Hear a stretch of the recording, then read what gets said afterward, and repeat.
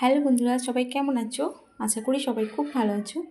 আর এই গরমে দেখতেই পাচ্ছ আমি কিন্তু একটু ভালো নেই। এত গরম পড়েছে, গরমের জন্য অবস্থা একদম খারাপও হয়ে যাচ্ছে। মানে কি বলবো, শরীরে 12টা বেজে যাচ্ছে। সারাদিন শরীরটা দুর্বল দুর্বল লাগছে, এত নুন চিনি শরবত করে খাচ্ছি কি বলবো, তাতেও দুর্বলটা কাটছে না। তো আজকে পুজোকে সকালে স্কুলে দিতে গেছিলাম। তো যাবার সময় আমার এক অবস্থা, আসবার সময়ও এক অবস্থা, একদম ঘেমে জান্নাতাই অবস্থা হয়ে গেছে।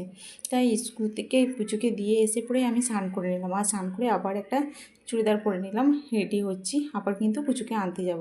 তো আবার তো সেই একই অবস্থা হবে, যা যা হয়, মানে ঘাম আর এত গরম, এত রোদ। যাবার সময় তাও তো একটু ঠান্ডা ঠান্ডা ছিল সকালে, বুঝতেই পারছো রোদটা ওঠেনি বলে একটু হাওয়াটাও দিচ্ছিলো, তাতেই আমি গরমে এত ঘেমেছি। কিন্তু এখন তো 10টার সময় পুজোর স্কুলে ছুটি হবে, তো আমি পুজোকে আনতে চাই 9টার সময়।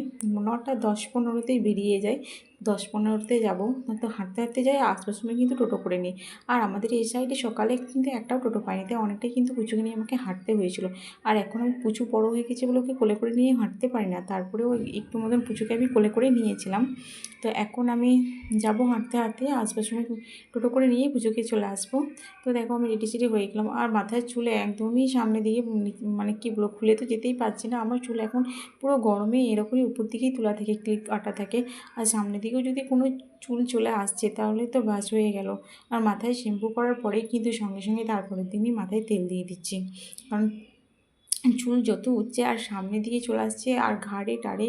আর গরমে আমার একদম কি বলবো, জান্নাতায় অবস্থা হয়ে যাচ্ছে। তাই আমি চুল সবসময় উপর দিকে তুলে বেঁধে রাখছি।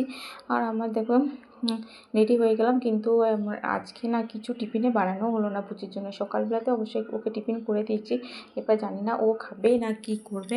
কোনো দিন তো খাই না, আজকে ওকে সস দিয়ে একটা পরোটা করে দিয়েছিলাম, আর সঙ্গে সস দিয়ে দিয়েছি। তো সস যদি আমি দিই তাহলে পুচু কিন্তু সস দিয়ে খেতে সব জিনিসটাই খুবই ভালোবাসে।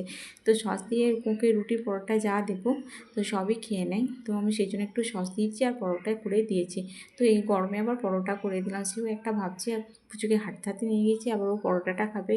আর এত গরম, তাই আমি একটা বোতলে না আজকে নুন চিনি ভরেই নিলাম। নুন চিনি ভরে একদম ব্যাগে ভরে নিয়ে যাবো, আমারও খাওয়া হবে। আর স্কুলে ছুটি দিলে পুচু স্কুল থেকে বেরোলে টোটোতে বসিয়ে তারপরে ওকে আমি একটু নুন চিনি শরবত খাওয়াতে পারবো, তাই নুন চিনি শরবত নিলাম। আর আমি সব সময়ে ঘামছি, এত ঘামে এত ঘামে। আবার আমার মেয়েটা হয়েছে সেরকম, আমার থেকে আরও ঘামে ও বেশি। তো সকাল সকাল তোমাদের দাদাভাই ফোন করেছিল দুবার, কিন্তু আমাকে ফোনে হয়নি, ফোনটা ব্যাগের মধ্যে ভরা ছিল। তো ওকে আমাকে কিন্তু একবারও ফোন করা এখনও হয়নি। তাই আমি তো কিছু এখন খেতে পারছি না, তাই আমি একটু ছাতুর শরবত বানিয়ে নিচ্ছি। আমি অবশ্য রোজই পুচুকে স্কুলে আনতে যাই, তখন ছাতুর শরবত খেয়ে যাই। তারপর পুচু আসলে পরে আমরা দুজন মিলে একসাথে টিফিন করি। তো সেই জন্য আমি একটু ছাতুর শরবত খেয়ে নিচ্ছি, ছাতুর শরবতটা খেয়ে যাব। কারণ সকাল থেকে তো কোনো কিছু খাওয়া নেই, অবশ্যই চা আর বিস্কিট খেয়েছি, আর কিছু খাইনি। তাই ছাতুর শরবতটা খেয়ে এখন বেরিয়ে যাবো পুচুকে আনতে, আর টাইমও হয়ে গেল।